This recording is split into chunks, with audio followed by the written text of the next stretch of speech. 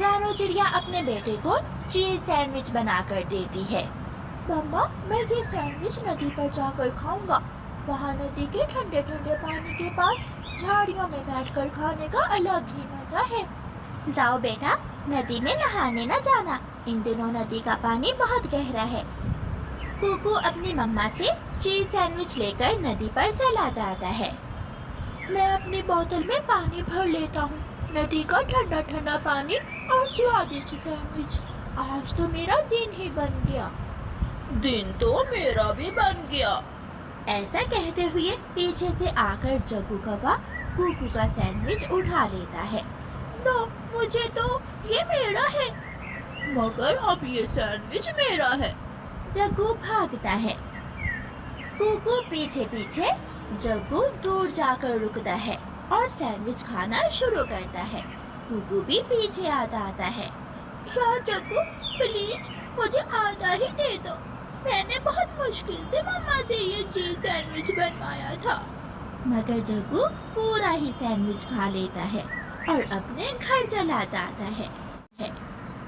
मम्मा, मम्मा, उसने छीन लिया मेरा सैंडविच। उस जग्गू के बच्चे ने छीन लिया। आप उससे घर जाकर पूछे। मैंने कहा था कि तुम सैंडविच घर में ही खा लो। नदी पर जाने का बहुत शौक था ना तुम्हें, अब खा लो सैंडविच। मम्मा चिड़िया गुस्से में गोरी कौवी के घर जाती है। गोरी, अपने बेटे को समझा लो, आज इसने मेरे बेटे से सैंडविच छीन कर खाया है। खा लिया है तो क्या बुरा काम किया है? मेरा जग्गू बहादुर है, सबसे चीजें छीन लेता है। अगर आइंदा तुमने मेरे बेटे से कोई चीज छीनी तो मैं पिटाई करूंगी तुम्हारी। मम्मा, मम्मा, देखे आंटी चिड़िया, कमजोर चिड़िया क्या कह रही है। उधर क्या देख रही हो, मुझसे बात करो कमजोर चिड़िया। हाथ तो लगा मेरे बेटे को, तेरे हाथ तोड़ दूंगी मैं। चल चल निकल मेरे घर से, ऐसा ना हो कि मैं अभी के अभी तेरी टांगे तोड़ दूं। मेरे जग्गू के जो दिल में आएगा वही करेगा। बड़ी आई हमें भाषण सिखाने वाली। जग्गू चिड़िया की तरफ देखकर मुंह चढ़ाता है। ओ, चिड़िया की बेइज्जती, चिड़िया की बेइज्जती। मैं बताऊंगा, मैं सबको बताऊंगा। मेरी मम्मा ने कमजोर चिड़िया की बेइज्जती की। चिड़िया वहाँ से चली जाती है। जैसा बेशरम बेटा वैसी ही बेशरम माँ, दोनों एक जैसे हैं। मम्मा, क्या आपने मारा जग्गू को? चुप कर जाओ कुकू, और जाओ जाकर अपना होमवर्क कर लो, और फिर कभी दोबारा अपना भोजन लेकर बाहर गए तो मैं छोड़ूंगी नहीं तुम्हें। जग्गू ने मेरा सैंडविच छीन लिया, इसमें भी दोष मेरा ही है। ठीक है, नहीं जाऊंगा, अब मैं घर बैठकर ही भोजन खा लिया करूंगा। सब छोटे पक्षी नदी के पास बैठे हुए थे। की जब कुकू की मम्मा हमारे घर मेरी शिकायत लेकर आई तो मेरी मम्मा ने कहा, चल चल भाग यहाँ से।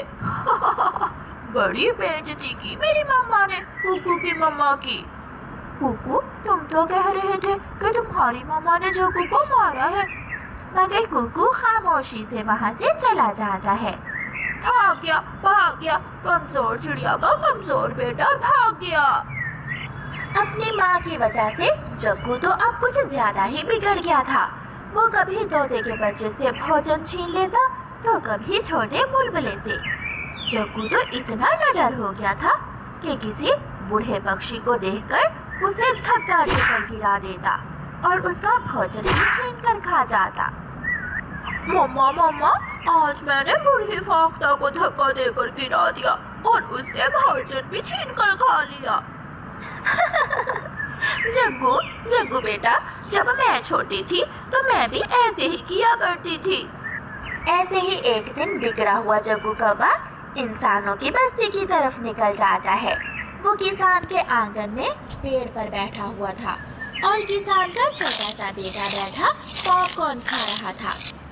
ये छीन कर खाता हूँ, छोटा बच्चा है, ये मेरा कुछ नहीं बिगाड़ सकता। ऐसा सोचकर जग्गू कौवा छोटे बच्चे पर हमला करता है।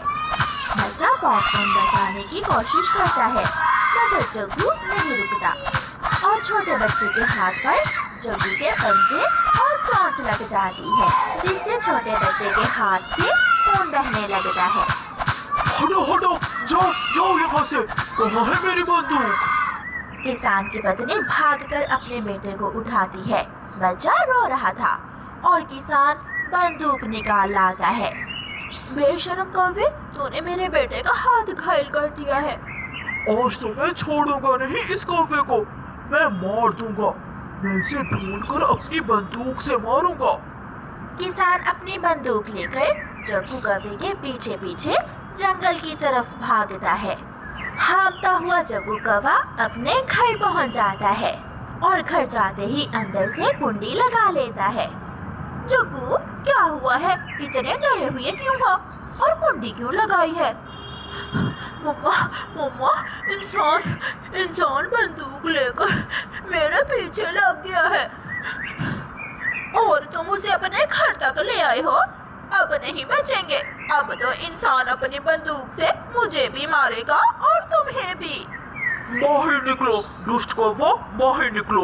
मैं आज तुझे गोली मारे बिना नहीं जाऊंगा। मैं तुम्हें जान से मार दूंगा। जल्दी बाहर आ जाओ, वरना मैं बंदूक चला दूंगा। जग्गू बेटा, मैंने तुम्हें पक्षियों से पंगा लेने का कहा था, तुमने तो इंसान से पंगा ले लिया। अब क्या करें?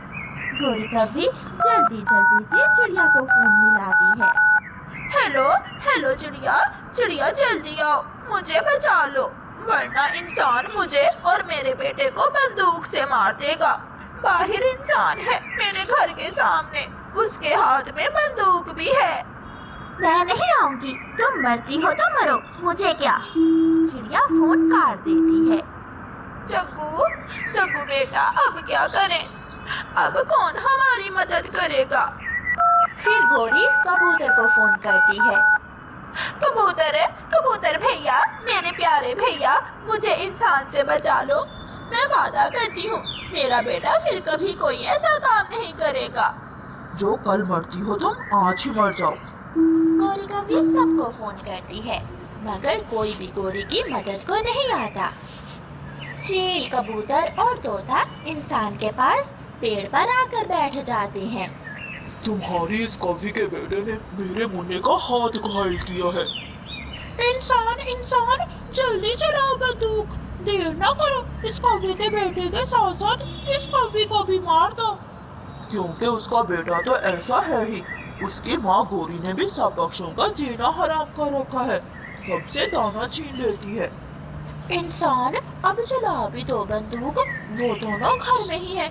वो कौवी तो छोटे पक्षी छोड़ मेरा दाना भी चोरी कर लेती है। ये सब गोरी कौवी सुन रही थी। जग्गू, अगर हमने किसी के साथ अच्छा बर्ताव किया होता तो आज सब हमारा साथ देते, मगर वो सब तो हमारे मरने पर बहुत खुश होंगे।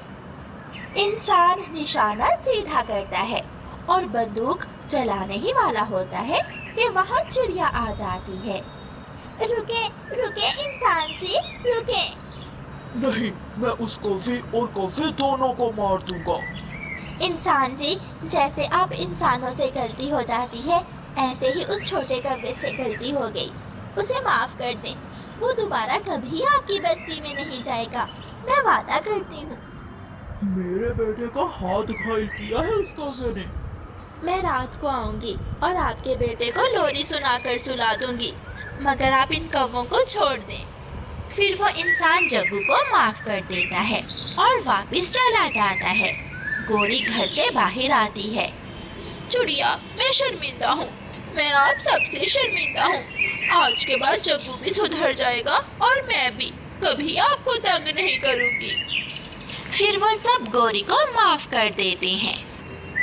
चिड़िया की बेटी गुड़िया अब बड़ी हो गई थी, इसलिए मम्मा चिड़िया अब अपनी बेटी को जिंदगी गुजारने के तौर तरीके समझा रही थी। वो अपनी बेटी को सिखा रही थी कि बेटियां फूल होती हैं और फूल खुद को कैसे अपने इर्द गिर्द के कांटों से बचा कर रखता है। रात को गुड़िया अपनी मम्मा के साथ लेटी हुई थी। मम्मा, आज कौन सी नई बात आप सिखाएंगी मुझे? गुड़िया बेटी, अब आप बड़ी हो गई हो, इसलिए अब आपने किसी भी मेल पक्षी के पास जाकर नहीं बैठना, फासला बनाए रखना है, थोड़ी दूर बैठना है।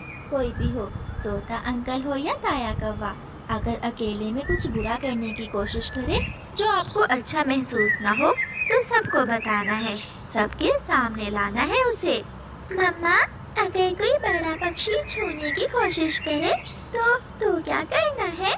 हाँ, अगर कोई ऐसा करने की कोशिश करे तो सबसे पहले अपनी मम्मा को बताना है। डरना नहीं है, ना मम्मा से ना दूसरों से। मम्मा चिड़िया हर रोज सोने से पहले अपनी बेटी को ऐसे प्रशिक्षण देती। गुड़िया घर से दुकान पर जा रही थी, वो सब्जी लेने जा रही थी। जब वो सब्जी की दुकान पर पहुंचती है तो वहाँ उसे एक उल्लू मिलता है। गुड़िया, गुड़िया नाम है ना तुम्हारा? हाँ, आप मुझे कैसे जानती हैं? मैं आपकी मम्मा का पुराना जानने वाला हूँ। मुझे जल्दी है, मुझे सब्जी लेकर घर जाना है। अंकल कबूतर, मुझे 1 किलो आलू दे दे। मगर गुड़िया, मेरे पास तो आलू नहीं है। दूसरी दुकान जंगल की दूसरी तरफ है, दूसरी दुकान से आलू मिल जाएंगे। मैं भी वहाँ ही जा रहा हूँ, तुम मेरे साथ चलो, मैं तुम्हें वहाँ से आलू ले दूंगा। हाँ, चलते हैं, आप मेरी मम्मा के जानने वाले ही तो हैं। फिर गुड़िया उस उल्लू के साथ जंगल की दूसरी दुकान की तरफ चली जाती है। वो उल्लू गुड़िया को दूर ले जाता है। यहाँ से थोड़ा और आगे वाली जो दुकान है, उस दुकान से आलू बहुत सस्ते मिलते हैं। बचत हो जाएगी तुम्हारी, तुम मेरे साथ थोड़ा और आगे आ जाओ। गुड़िया वहाँ बैठ जाती है। मैं तुम्हारे साथ और आगे नहीं जाऊंगी, मुझे शक हो रहा है, तुम मुझे धोखे से आगे लेकर जा रहे हो। मैं जानने वाला हूँ तुम्हारी मम्मा का। तुम जो कोई भी हो, तुम जाओ यहाँ से। चलो भी, तुम तो ऐसे ही फजूल की बातें कर रही हो। कोई है, कोई है, कोई मुझे बचाए, कोई मुझे इस उल्लू से बचाए। चुप चुप चुप कर जा, तुमने तो शोर ही मचा दिया। मैं वापस जा रही हूँ। जाओ जाओ, तुम वापस जाओ, मैंने तो तुम्हारा ही भला चाहा था। गुड़िया तुरंत फैसला लेती है और वहाँ से वापस हो लेती है। घर जाकर गुड़िया अपनी मम्मा को सारी बात बताती है। मगर बेटी, मेरा तो कोई उल्लू जानने वाला नहीं है। ये उल्लू बहुत बुरे होते हैं और आपकी मम्मा ने कभी ऐसे बुरे पक्षियों से संबंध नहीं बनाए। बहुत अच्छा किया आपने, जो ठीक समय पर ठीक फैसला किया। मम्मा, वो मुझे सस्ते आलू लेकर देने का लालच भी दे रहा था। हाँ बेटी, जो भी आपको लालच दे, समझो उसकी नीयत में फर्क है। कभी एतबार ना करो ऐसे पक्षियों का जो आपको किसी भी बहाने से अकेले में लेकर जाने की कोशिश करे। मम्मा, मैं हमेशा आपकी बातें याद रखूंगी। मम्मा, मैं हमेशा आपकी बातें याद रखूंगी। कुछ दिनों बाद गुड़िया अपनी पड़ोसन गोरी आंटी के घर जाती है। गोरी आंटी तो घर पर नहीं थी, मगर अंकल कालू कौवा घर पर ही था। आओ आओ गुड़िया, बैठो बैठो, टीवी देख लो। अंकल, आंटी गोरी कहाँ है? वो सब्जी लेने गई हुई है। माँ ने चावल भेजे हैं आपके लिए। जाओ, रसोई में रख दो। गुड़िया रसोई में चावल रखने जाती है तो कालू कौवा भी गुड़िया के पीछे ही चला जाता है। फ्रिज में चॉकलेट पड़ी है, मैं दूं या खुद ही उठाकर खा लोगी? अंकल, आप दे दें, मुझे चॉकलेट बहुत पसंद है। फिर कालू कौवा फ्रिज से चॉकलेट निकालकर गुड़िया को देता है और गुड़िया के पंख को छूने की कोशिश करता है। गुड़िया उसे अपना बहन समझकर जाने देती है और कालू अंकल से चॉकलेट ले लेती है। टीवी देख लो, बैठ जाओ यहाँ, तुम्हारी आंटी आने ही वाली होगी। इतने में गोरी भी आ जाती है। अरे गुड़िया, तुम कब आई? अभी मैं आपके लिए चावल लेकर आई थी। मम्मा ने बनाए थे चावल, मम्मा ने कहा कि आपको भी दे आऊं। कालू कौवा न्यूज़पेपर पढ़ने लगता है और गुड़िया अपने घर चली जाती है। गुड़िया अपने घर चली जाती है। गुड़िया की सहेली मैना चिड़िया नदी पर बैठी हुई थी। मैना, तुम ये लॉलीपॉप कहाँ से लाई हो? ये मुझे कालू अंकल ने दिया है। क्या तुम कालू अंकल के घर गई थी? हाँ, मगर तुम ये बात गोरी आंटी को ना बताना। कालू अंकल कहते हैं कि अगर गोरी आंटी को पता चल गया वो मुझे लॉलीपॉप देते हैं तो वो मना कर देंगे। मीना सहेली, क्या कालू अंकल आपको अकेले में बुलाते हैं? हाँ, जब गोरी आंटी घर में नहीं होती तो कालू अंकल मुझे घर के बाहर खड़े होकर आवाज दे देते हैं। मीना सहेली, मम्मा कहती है अब हम बड़ी हो गई हैं और जब लड़कियां बड़ी हो जाए तो ऐसे मेल पक्षियों से दूर रहती हैं। क्या कालू अंकल आपसे दूर रहते हैं? मीना ये बात सुनकर थोड़ा घबरा जाती है।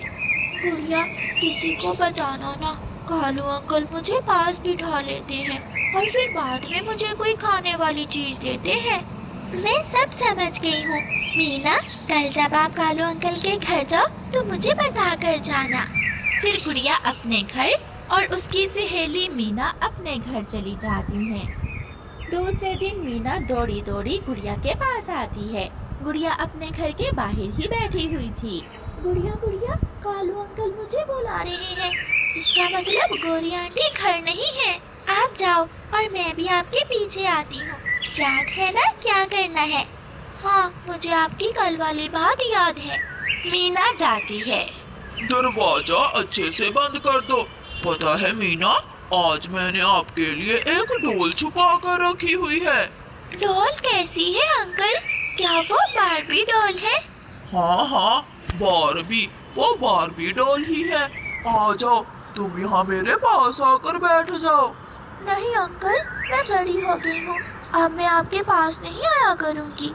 ये सुनकर कालू हैरान हो जाता है और मीना की तरफ बढ़ता है। तो मैं आपके पास बैठ जाता हूँ। बहुत सुंदर है वो डॉल, लंबे लंबे बाल हैं, बिल्कुल तुम्हारे बालों की तरह। ऐसा कहते हुए कालू कौवा मीना के बालों को सुहलाता है। मीना उठकर दूसरी तरफ हो जाती है। गुड़िया भी गोरी आंटी को साथ लेकर आ जाती है। कालू के बच्चे, बुड्ढे, बेशरम, क्या तुम मीना को चीजें मेरे सामने नहीं दे सकते हो? आंटी आंटी, गोरी आंटी, कालू अंकल कहते हैं कि अगर मैं उनके पास बैठूंगी तो वो मुझे बारबी डॉल भी देंगे।